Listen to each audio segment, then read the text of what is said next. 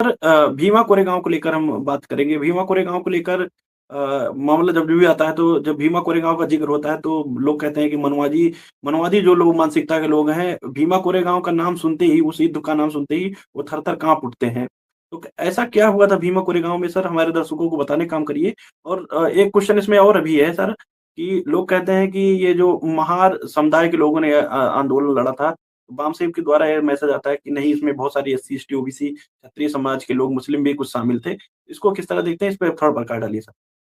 जी, जी, बिल्कुल आपका अभी जो प्रश्न है वो बिल्कुल दुरुस्त है। और मैं सबसे पहले बता दूँ कि जो बामसेफ का जो बयान है, मान्यवर भामरे साहब का बयान है, और तमाम हमारे जो संगठन के पदाधिकारी हैं और हमारे कार्यकर्ताओं का जो बयान आता है, वो बयान बिल्कुल सही है कि इसमें केवल महार जो 500 महार शूरवीर ही नहीं थे, बल्कि हमारे मराठा भी थे, क्षत्रिय भी थे, राजपूत भी थे, और जो है मुस्लिम योद्धा भी थे, साथ में लड़े थे, है ना? लेकिन महारों की संख्या ज़्यादा थी, इसलिए जो है हम लोग भी कहते हैं, लेकिन इसमें सभी लोगों का जो है योगदान था। सभी लोग लड़े थे पेशवाओं के खिलाफ, क्योंकि वो जुल्म कर रहे थे और ज़बरदस्त जुल्म कर रहे थे। पूरी दुनिया जानती है, पूरा देश जानता है। और आपको एक मैं वाकया बताऊँ इसी से जुड़ा हुआ, कि जब भीमा कोरेगाँव का युद्ध शुरू हुआ, तो जो अंग्रेज अधिकारी था, जो सेना का अंग्रेज अधिकारी था,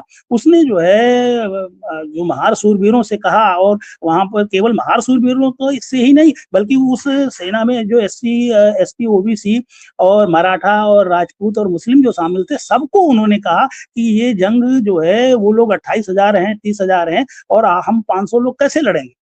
कैसे लड़ेंगे? हम नहीं लड़ेंगे।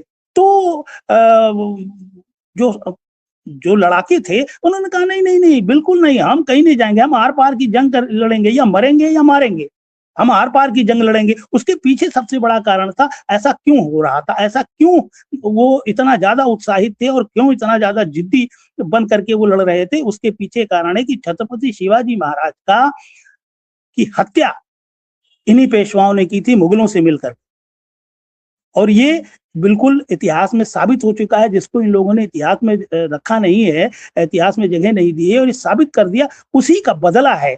छत्रपति शिवाजी महाराज की जो वो छत्रपति शिवाजी महाराज और छत्रपति संभाजी महाराज, उनके पुत्र छत्रपति संभाजी महाराज की जिस प्रकार से नृशंस हत्या की गई पेशवाओं द्वारा मुगलों से मिलकर के, उसके विरोध में ये लड़ाई थी, ये जंग थी, जिसको 1 जनवरी 1818 को जीता गया। और ये सबक पेशवाओं को मिला कि हम कायर लोग नहीं हैं, हम अपना बदला लेना जानते हैं। और हम लोग आज जो ये मनाते हैं, विजय दिवस जो मनाते हैं, विजय दिन मनाते हैं, बाबा साहब तो स्वयं जाकर के वहाँ पर जो है उस भूमि पर जाकर के नतमस्तक हुए, और जो है उसका नमन करने जब तक जिंदा रहे तब तक जाते थे। तो ये हमारी जो है वीरता का, शौर्य का दिन है हमारा।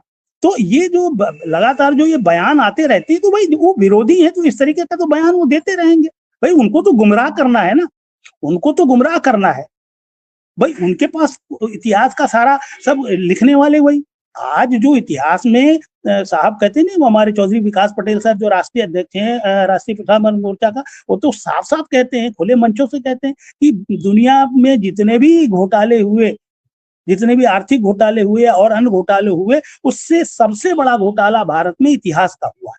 तो इतिहास का जो घोटाला हुआ है, उसमें ये सब सारी चीजें आपको नहीं मिलेंगी, लेकिन जो सर बामसेफ का बड़ा इतिहास। सवाल ये जी, बड़ा सवाल ये आता है कि लोग कहते हैं कि मतलब लोगों द्वारा ये कि मनुवादी आज भी खौफ में रहते हैं, भीमा कोरेगाँव का ज़िक्र नहीं करना चाहते हैं, ना उसकी चर्चा करना चाहते हैं।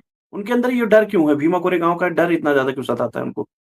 जी, जी, वो इसलिए सताता है कि वो भारत में अल्पसंख्य लोग, भारत में जिनकी संख्या 3.5% है, अल्पसंख्य वर्ग है, वो केवल भारत में एससी, एसटी, ओबीसी और क्षत्रिय जो 4 पिलर हैं, इन चारों पिलर को वो खड़े हुए हैं। उनका जो बैसाखी है, ये 4 पिलर है, बल्कि ये छत है ना, बना रखी है, उस पे वो बैठे हुए हैं। अब उनको डर लगने लगा है कि जो बामसेव का जो जन जागृति आंदोलन चलाया जा रहा है, बेदारी आंदोलन चलाया जा रहा है, तो ये चारों पिलर अगर हट गए, तो छत अपने आप भरभरा जाएगी। और उसका उनको आभास है कि जो है 1 जनवरी 1818 को जो भीमा कोरेगांव का युद्ध हुआ, जिसमें उनकी जो दुर्दशा हुई और भीमा को कोरेगांव में 28,000 पशुओं को परास्त किया, बल्कि यहाँ तक इतिहासकार बताते कि उनका सर काट करके वो भीमा नदी में फेंक दिया गया था। तो वो अपने इतिहास से सबक लेते हैं, वो इतिहास से सबक लेते हैं, है ना? लेकिन हम लोग अपने इतिहास से सबक नहीं लेते हैं, इसलिए वो डरे हुए हैं कि वो जानते हैं कि जिस दिन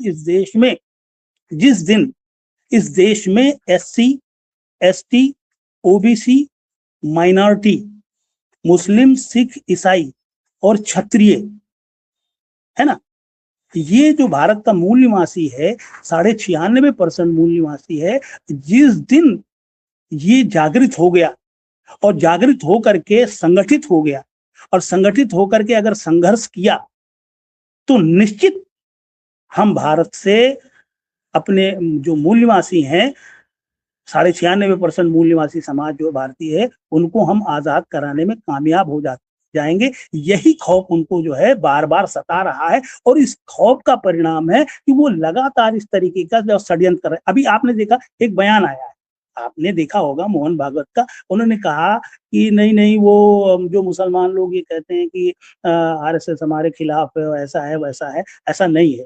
ये क्यों कहा?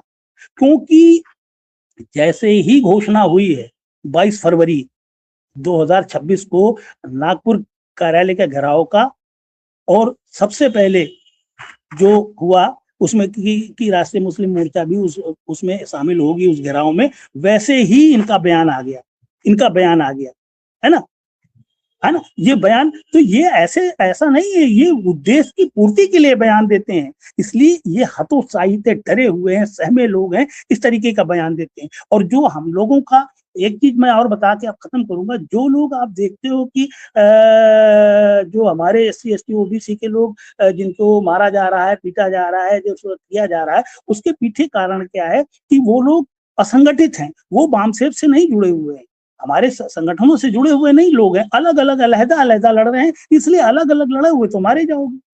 अगर एकजुट हो जाओगे तो किसी की औकात नहीं है कि जो छू ले। तो इस चीज को भी समझना होगा, इसलिए मैं अपने समाज के लोगों से, खास करके जो एससी एसटी ओबीसी और माइनॉरिटीज और अपने क्षत्रिय बंधुओं से जो अपना निवेदन करते हैं कि ये जो आजादी का आंदोलन चलाया जा रहा है, आप लोग सभी लोग एकजुट होकर के इस आंदोलन को सफल बनावें और 22 फरवरी 2026 को नागपुर आरएसएस कार्यालय जो घेरने का जो अनाउंसमेंट हुआ है उसको सफल बनावें। जय भारत। तो जी, तो साथियों हमारे साथ ललन प्रसाद सोनी जी थे, जिन्होंने बहुत सारे विषयों पर काफ़ी लंबा चर्चा किया और सटीक जानकारी दिया कि क्यों खौफ खाते हैं आरएसएस के लोग वामसेब संगठन से, और भीमा कोरेगांव का जब ज़िक्र आता है तो क्यों उनके अंदर वो डर पैदा होता है, वो डर का माहौल क्यों पैदा होता है उनको, इसीलिए उन्होंने ये इतिहास छुपा के रखा कि इस देश के तमाम एससी, एसटी, ओबीसी के लोगों तक ये मैसेज ना जाने पाए कि उनका इतिहास जो है बहुत गौरवशाली इतिहास रहा है, क्योंकि इतिहास में हमारे लोगों को दबा कुचला ही बता के उनको दलित बताया जाता है, तो कहीं न कहीं षड्यंत्र के माध्यम से उनकी जो शौर्य वाली गाथा है उसको छुपाया जाता है। तो साथियों इस वीडियो को ज़्यादा से ज़्यादा लोगों तक शेयर करिए, आपकी जो राय है कमेंट बॉक्स में ज़रूर दीजिए, वीडियो अच्छा लगा तो वीडियो को लाइक करें, चैनल पर नए हैं तो चैनल सब्सक्राइब करें। बहुत-बहुत धन्यवाद सर।